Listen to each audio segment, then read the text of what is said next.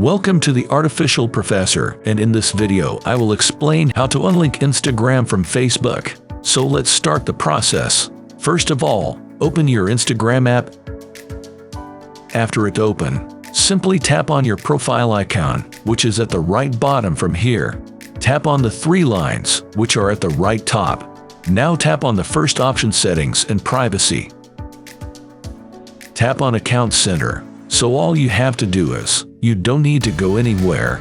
Simply tap on this option, Accounts.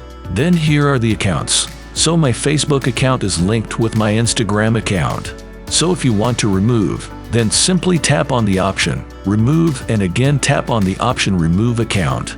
If you will tap on the option, Remove Account, your Facebook account will be removed from the Instagram account.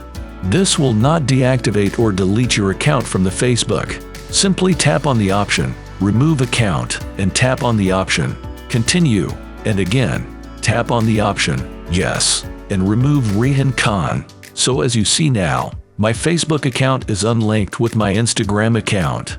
So by this way you can unlink your Instagram account from your Facebook account. If this video was helpful, please like, subscribe, and see you in the next video of Artificial Professor.